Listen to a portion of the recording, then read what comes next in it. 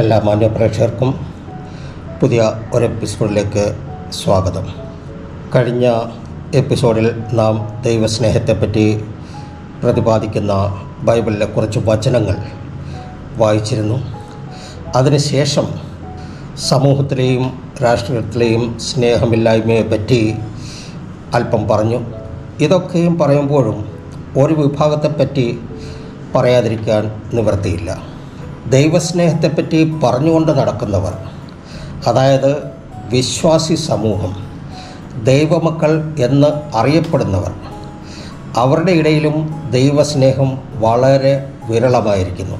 ദൈവസ്നേഹം എന്താണെന്ന് പോലും അറിയാത്ത വിശ്വാസ സമൂഹം, കൂട്ടുവിശ്വാസിയായ കൂട്ടു സഹോദരനെ കൂട്ടു സഹോദരിയെ സ്നേഹിക്കാനറിയാത്ത ഒരു കൂട്ടം, മാനസാന്തരപ്പെട്ടു എന്നവകാശപ്പെടുന്നവർ, ഒരേ സഭയിൽ ആരാധിക്കുന്നവർ, ഒരപ്പത്തിൽ നിന്ന് ഭാഗഭാക്കാവുന്നവർ, ഒരു പാനപാത്രത്തിൽ നിന്ന് കുടിക്കുന്നവർ തമ്മിൽ എത്ര സ്നേഹമുണ്ടെന്ന് സഭയിൽ ചെന്ന് നോക്കിയാൽ മതി. വിശ്വാസികൾക്ക് പാസ്റ്ററോട് സ്നേഹമില്ല. സ്നേഹത്തെപ്പറ്റി പ്രസംഗിക്കുന്ന, വിശ്വാസികളെ പഠിപ്പിക്കുന്ന പാസ്റ്റർക്ക് വിശ്വാസികളോട് സ്നേഹമില്ല. വിശ്വാസികളെ ഹീനമായ രീതിയിൽ കാണുന്ന പാസ്റ്റർമാർ. അതിന് ഒരു ഉദാഹരണം പറയാം. പാട്നയിലുള്ള ഒരു സഭയുടെ കാര്യം എനിക്ക് അറിയാവുന്നതുകൊണ്ട് പറയുന്നതാണ്. സഭയിലെ വിശ്വാസികൾ ആ സഭയിലെ ടോയ്ലറ്റ് ഉപയോഗിക്കുന്നു എന്ന പേരിൽ സഭയിൽ നിന്ന് മാറി പുറത്ത് വീടെടുത്ത് താമസിക്കുന്ന പാസ്റ്റർ, വേറൊരു ഓർഗനൈസേഷനിൽ വിശ്വാസികളെ തരംതിരിച്ച് ആരാധനയ്ക്ക് കൂടുവാൻ ആവശ്യപ്പെടുന്നവർ. വേറൊരു കൂട്ടരുണ്ട്, അന്യജാതികളിൽ നിന്നും നാമധേയ ക്രിസ്ത്യാനി സമൂഹത്തിൽ നിന്നും വിശ്വാസത്തിലേക്ക് വന്നവർ. ഇവരൊക്കെ വിശ്വാസത്തിലേക്ക് വന്നു എങ്കിലും മാനസാന്തരപ്പെട്ടിട്ടില്ല, ജാതി വ്യവസ്ഥ വിട്ടിട്ടില്ല, ദൈവസ്നേഹം മനസ്സിലാക്കിയിട്ടില്ല. ഞാനിത് പറയാൻ മതിയായ കാരണങ്ങളുണ്ട്. നിങ്ങൾ ഒരുപക്ഷെ ശ്രദ്ധിച്ചിട്ടുണ്ടാകും, എല്ലാ മുഖ്യ ക്രിസ്ത്യൻ ന്യൂസ് ലെറ്ററുകളിൽ വിവാഹ പരസ്യങ്ങൾ വരാറുണ്ട്. അത് ശ്രദ്ധിച്ചാൽ അറിയാം ഈ പെന്തക്കോസ്തുകാർ മാനസാന്തരപ്പെട്ടതാണോ അല്ലയോ എന്ന്. കുറച്ച് ഉദാഹരണം പറയാം. ഒരു പരസ്യം ഞാൻ നോക്കിയപ്പോൾ അതിൻ്റെ കണ്ടൻസ് ഇങ്ങനെയാണ് എഴുതിയേക്കുന്നത്: Syrian Christian Pentecostal parents invites proposals. നോക്കുക, സിറിയൻ ക്രിസ്ത്യൻ പെന്തക്കോസ്റ്റൽ. വേറൊരു പരസ്യത്തിൽ ഇങ്ങനെ കണ്ടു: Ezhava Christian Pentecostal parents invites proposals. മറ്റൊരു പരസ്യം ഞാൻ കണ്ടത്: converted Nair Christian Pentecostal parents invites proposals. ഇങ്ങനെ പലതും ജാതിയും മതവും മുറുകെ പിടിച്ചിരിക്കുന്ന പെന്തക്കോസ്തുകാർ, മാനസാന്തരം എന്താണെന്നറിയാത്തവർ. അവരോ അങ്ങനെയായി. അവർ അഥവാ വിശ്വാസത്തിൽ സഭയിൽ വന്നെന്നിരിക്കട്ടെ, അവരെ സ്വന്തം സഹോദരനെ പോലെ സഹോദരിയെപ്പോലെ ചേർത്ത് പിടിക്കാത്ത സഭയിലെ പഴക്കം ചെന്ന വിശ്വാസികൾ. വിശ്വാസികൾ എവിടെ? വിശ്വാസം എവിടെ? ദൈവസ്നേഹം എവിടെ? ഇതൊന്നും കണ്ടെത്താൻ ഇപ്പോൾ വളരെ ബുദ്ധിമുട്ടാണ്. അപ്പോസ്തലനായ പൗലോസ് തൻ്റെ ലേഖനത്തിലുടനീളം സഹപ്രവർത്തകരെയോ മറ്റുള്ളവരെയോ സംബോധന ചെയ്യുന്നത് എങ്ങനെയാണെന്നറിയാമോ? സഹോദരന്മാരെ, അല്ലെങ്കിൽ പ്രിയ സഹോദരന്മാരെ എന്നാണ് പൗലോസ് സഹോദരന്മാരെ വിളിക്കുന്നത്. സഹോദരൻ എന്ന വാക്കിൻ്റെ എല്ലാ അർത്ഥവും ഉൾക്കൊണ്ടുകൊണ്ടാണ് പൗലോസ് അങ്ങനെ വിളിക്കുന്നത്. അതേ അർത്ഥത്തിൽ ഇന്ന് ആരെങ്കിലും വിശ്വാസ സമൂഹത്തിൽ കേട്ടിട്ടുണ്ടോ? കേൾക്കുന്നുണ്ടോ?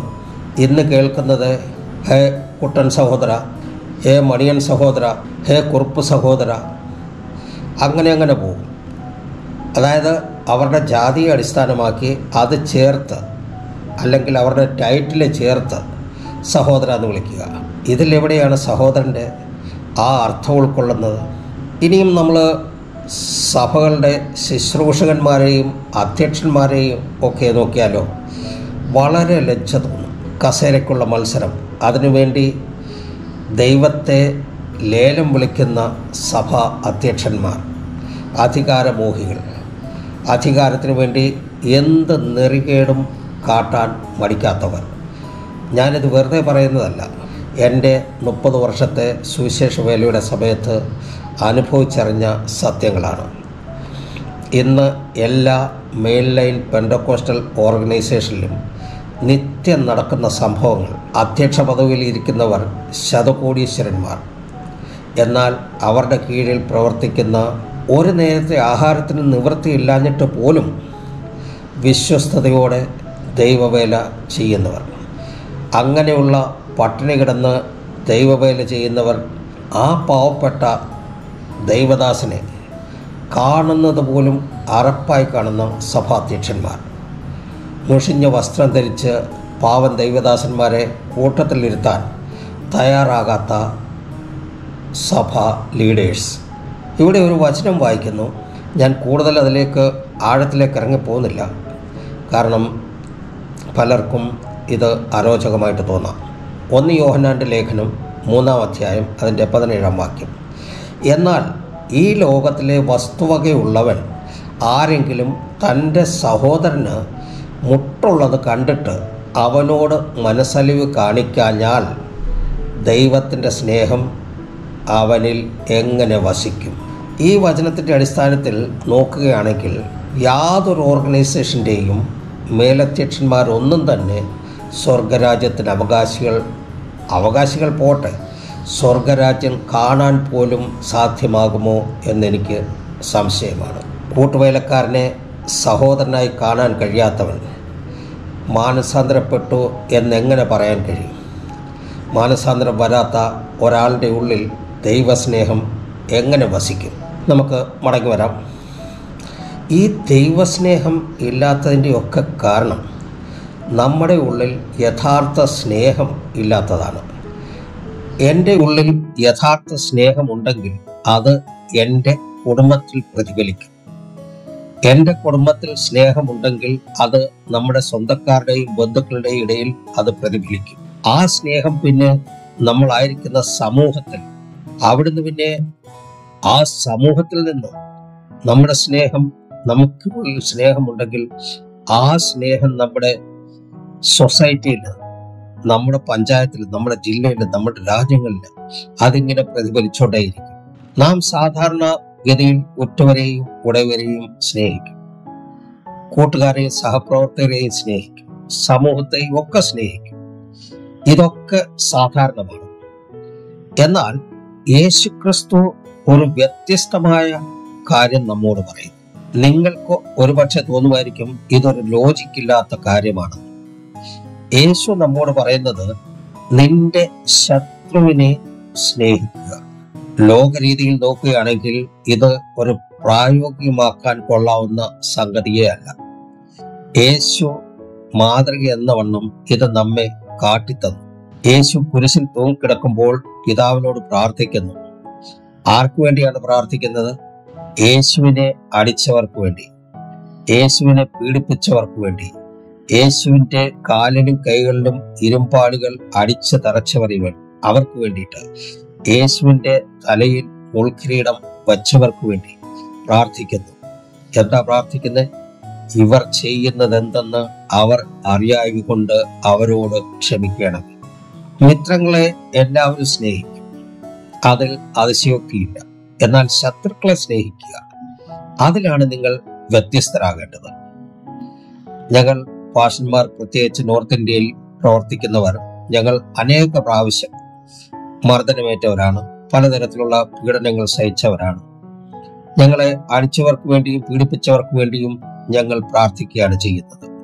കാരണം യേശു ഞങ്ങൾക്ക് മാതൃകയായി അത് കാട്ടിത്തന്നു. യഥാർത്ഥ സ്നേഹം എന്താണെന്ന് നാം എങ്ങനെ മനസ്സിലാക്കും? എൻ്റെ ഉള്ളിൽ യഥാർത്ഥ സ്നേഹമാണോ ഉള്ളതെന്ന് ഞാൻ എങ്ങനെ പരിശോധിക്കും? ദൈവസ്നേഹം എൻ്റെ ഉള്ളിലുണ്ടോ? ദൈവസ്നേഹം എന്താണ്?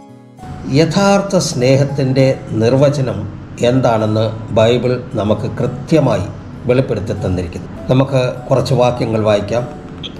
1 കൊരിന്ത്യർക്ക് എഴുതിയ ലേഖനം 13-ാം അധ്യായത്തിൻ്റെ 1 മുതൽ 8 വരെയുള്ള വാക്യങ്ങൾ. ഞാൻ മനുഷ്യരുടെയും ദൂതന്മാരുടെയും ഭാഷകളിൽ സംസാരിച്ചാലും എനിക്ക് സ്നേഹമില്ല എങ്കിൽ ഞാൻ മുഴങ്ങുന്ന ചെമ്പോ ചിലമ്പുന്ന കൈത്താളമോ അത്രേ. എനിക്ക് പ്രവചനമുണ്ടായിട്ട് സകല മർമ്മങ്ങളും സകല ജ്ഞാനവും ഗ്രഹിച്ചാലും മലകളെ നീക്കുവാൻ തക്ക വിശ്വാസം എന്നിലുണ്ടായാലും സ്നേഹമില്ല എങ്കിൽ ഞാൻ ഏതുമില്ല. എനിക്കുള്ളതെല്ലാം അന്നദാനം ചെയ്താലും എൻ്റെ ശരീരം ചുടുവാൻ ഏൽപ്പിച്ചാലും സ്നേഹം ഇല്ല എങ്കിൽ എനിക്ക് ഒരു പ്രയോജനവുമില്ല. വീണ്ടും പറയുന്നു, സ്നേഹം ദീർഘമായി ക്ഷമിക്കുന്നു, ദയ കാണിക്കുകയും ചെയ്യുന്നു. സ്നേഹം സ്പർദ്ധിക്കുന്നില്ല, സ്നേഹം നിഗളിക്കുന്നില്ല, ചീർക്കുന്നില്ല, അയോഗ്യമായി നടക്കുന്നില്ല, സ്വാർത്ഥം അന്വേഷിക്കുന്നില്ല, ദേഷ്യപ്പെടുന്നില്ല, ദോഷം കണക്കിടുന്നില്ല, അനീതിയിൽ സന്തോഷിക്കാതെ സത്യത്തിൽ സന്തോഷിക്കുന്നു, എല്ലാം പൊറുക്കുന്നു, എല്ലാം വിശ്വസിക്കുന്നു, എല്ലാം പ്രത്യാശിക്കുന്നു, എല്ലാം സഹിക്കുന്നു. സ്നേഹം ഒരു നാളും ഉതിർന്നു പോകുകയില്ല. പ്രവചനപരമോ അത് നീങ്ങിപ്പോകും, ഭാഷാപരമോ അത് നിന്നുപോകും, ജ്ഞാനമോ അത് നീങ്ങിപ്പോകും. വചനത്തിൽ പറയുന്നു, നല്ല മനുഷ്യരെ പോലെ കേൾക്കാൻ സുഖമുള്ള ഭാഷയിൽ സംസാരിച്ച് നിങ്ങളെ കോൾമയർ കൊള്ളിച്ചാലും, അതല്ലെങ്കിൽ ദൂതന്മാരുടെ ഭാഷകളിൽ സംസാരിച്ച് നിങ്ങളെ ഉത്സുകരാക്കിയാലും എൻ്റെ ഉള്ളിൽ സ്നേഹമില്ല എങ്കിൽ ഞാൻ എന്താണ്? മുഴങ്ങുന്ന ചെമ്പ്. അതായത് സംഗീതത്തിന് ഉപയോഗിക്കുന്ന ഡ്രം സെറ്റിൻ്റെ കൂട്ടത്തിലുള്ള वो क्रैश सिंबल राइड सिंबल ये सब बोलते हैं, वही है ചിലമ്പുന്ന കൈത്താളമോ അത്രേ. ഞാൻ ശബ്ദമുണ്ടാക്കിക്കൊണ്ടേയിരിക്കും, ആർക്കും ഒരു പ്രയോജനവുമില്ല. വീണ്ടും വചനം പറയുന്നു, എനിക്ക് പ്രവചനപരമുണ്ടായിട്ട് അല്ലെങ്കിൽ പ്രവചനപരം കിട്ടിയിട്ട് എല്ലാ മർമ്മങ്ങളും എൻ്റെ മുമ്പിൽ വെളിപ്പെട്ട് വന്നാലും എൻ്റെ ഉള്ളിൽ സ്നേഹമില്ല എങ്കിൽ ഈ വരങ്ങൾ ലഭിച്ചതുകൊണ്ടോ ഈ അറിവ് ലഭിച്ചതുകൊണ്ടോ യാതൊരു പ്രയോജനവും ഇല്ല. അതേ വചനത്തിൽ വീണ്ടും പറയുന്നു, എൻ്റെ വിശ്വാസം അതിൻ്റെ കൊടുമുടിയിൽ എത്തി ഞാൻ എന്തു പറഞ്ഞാലും അതുപോലെ സംഭവിക്കും എന്ന് എനിക്ക് വിശ്വാസം ഉണ്ടായാലും എൻ്റെ ഉള്ളിൽ സ്നേഹമില്ല എങ്കിൽ എന്തു പ്രയോജനം?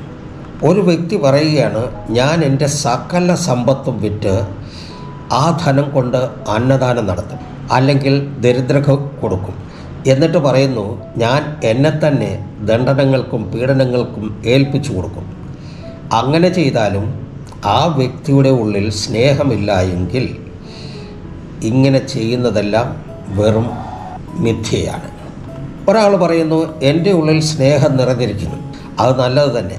എന്നാൽ നാം എങ്ങനെ മനസ്സിലാക്കും അദ്ദേഹത്തിൻ്റെ ഉള്ളിൽ യേശുക്രിസ്തു നമ്മെ കാണിച്ചെന്ന സ്നേഹമാണ് ഉള്ളതെന്ന്? യേശു കാണിച്ചെന്ന സ്നേഹത്തിൻ്റെ കുറച്ച് ലക്ഷണങ്ങളുണ്ട്. ആ ലക്ഷണങ്ങൾ എന്തൊക്കെയാണെന്ന് നമുക്ക് നോക്കാം. യഥാർത്ഥ സ്നേഹം എന്തെന്ന് മനസ്സിലാക്കാൻ 14 ലക്ഷണങ്ങളെപ്പറ്റി വേദപുസ്തകം പറയുന്നു. 1 കൊരിന്ത്യർക്ക് എഴുതിയ ലേഖനം 13-ാം അധ്യായത്തിൻ്റെ 4 മുതൽ 7 വരെയുള്ള ഈ 14 ഗുണങ്ങൾ ഒരു വ്യക്തിയിലുണ്ടെങ്കിൽ നമുക്ക് മനസ്സിലാക്കാം ആ വ്യക്തിയുടെ ഉള്ളിൽ ദൈവസ്നേഹം ഉണ്ടെന്ന്. തൻ്റെ സ്നേഹിതനോടും തൻ്റെ അയൽക്കാരനോടും തൻ്റെ സമൂഹത്തോടും തൻ്റെ ശത്രുവിനോടും തന്നോടും തന്നെ സ്നേഹമുണ്ടെന്ന് അതിൽ നിന്ന് നമുക്ക് മനസ്സിലാക്കാം. അങ്ങനെയെങ്കിൽ ദൈവം ആ വ്യക്തിയെ സ്നേഹിക്കും എന്ന് നമുക്ക് മനസ്സിലാക്കാൻ സാധിക്കും. ഈ ലക്ഷണങ്ങളെപ്പറ്റി നമുക്ക് അടുത്ത എപ്പിസോഡിൽ ചിന്തിക്കാം. അതുവരെ എല്ലാവർക്കും നന്ദി, നമസ്കാരം.